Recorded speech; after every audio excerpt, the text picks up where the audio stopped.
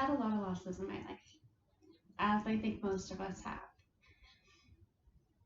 But my most intimate experience with grief started when I was 21.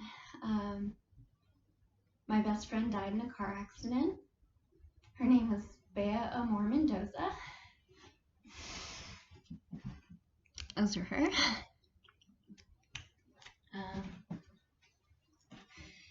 I don't know what Mendoza means, but Bea Amor means beautiful love, and I think she was really well named. I miss her, and it's been so long. It'll be the 10-year anniversary this September, and I just didn't think it'd still be this hard. I think I had other losses, and I thought it would be like that, where you bury your grandparents or you have a bad breakup, and it's sad and it sucks, but it passes. But some grief stays with you. And Bea stayed with me all these years. And even though she was just one person and one loss, I know a lot of people who miss her and are still mourning her 10 years later.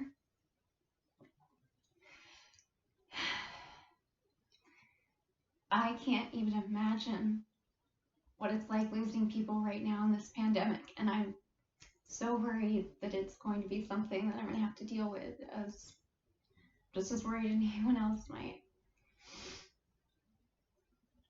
It's really, really hard to go through your daily life when you don't even want to get up and you just want to be with someone who's not there anymore.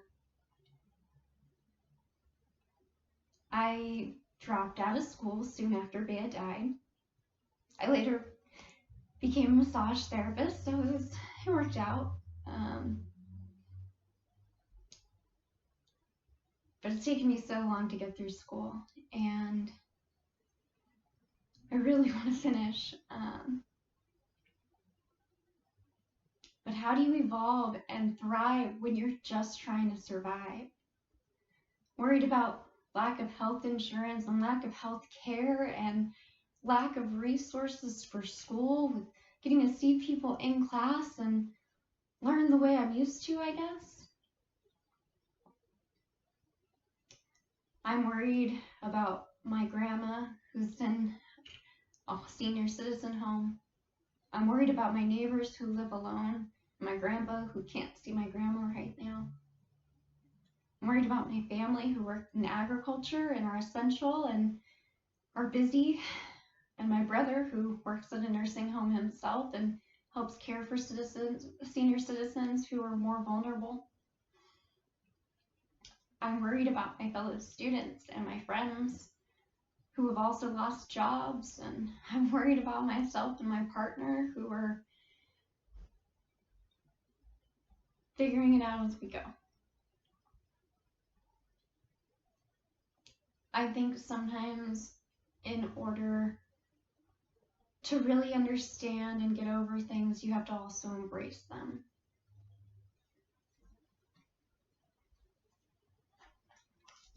So I'd like to appreciate and take a moment to recognize what people are going through.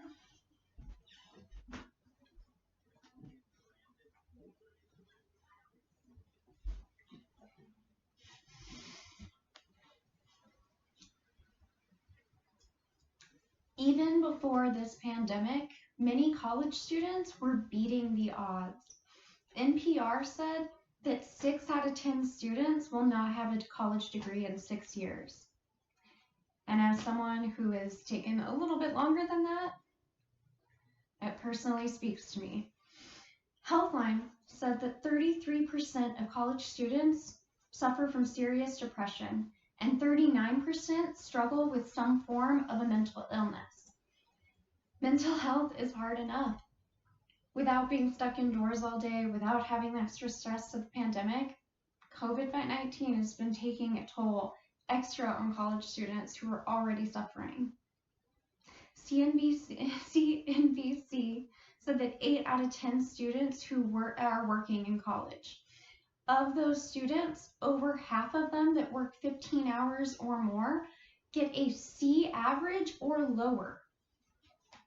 Politico.com said that the uninsurance rate of the nation rose from 7.9% to 8.5% from 2017 to 2018. This was just published in September of 2019 before this pandemic hit. Whether it's lack of resources or, the national news of Black men getting gunned down for running in the street on a morning jog.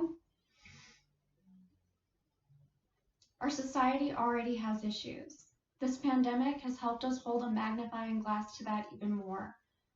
We need to fix what's going on right now, but we also need to fix what was happening before. Ruth Bader Ginsburg should not still be fighting for women's reproductive rights from a hospital bed. We should be better than this. I think as a nation we're grieving, and I think as a nation we're going to keep grieving. And we're all going to suffer some kind of loss of some kind of beautiful love. So, for me, I found that sometimes the best way to move through things, not get over them, but to move through them, is to embrace those feelings.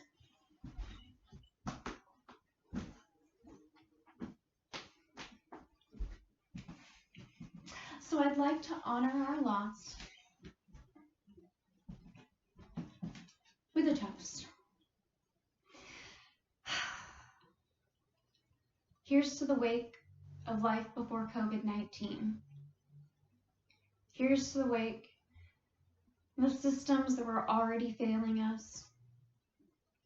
Cheers to the athletes who aren't getting to play. Cheers to the graduates who aren't getting to walk. Cheers to everyone we've lost, everyone we may lose. Cheers to the people working overtime and the people not working enough. Cheers to those who are staying home. Cheers to those who are social distancing. Cheers to those who are helping support each other and just taking care of themselves. Cheers to all of you.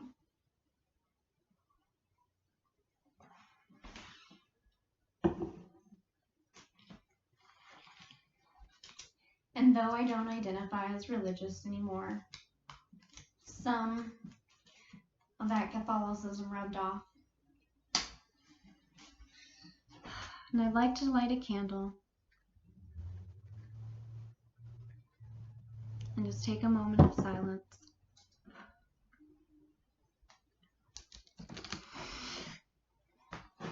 For all the losses.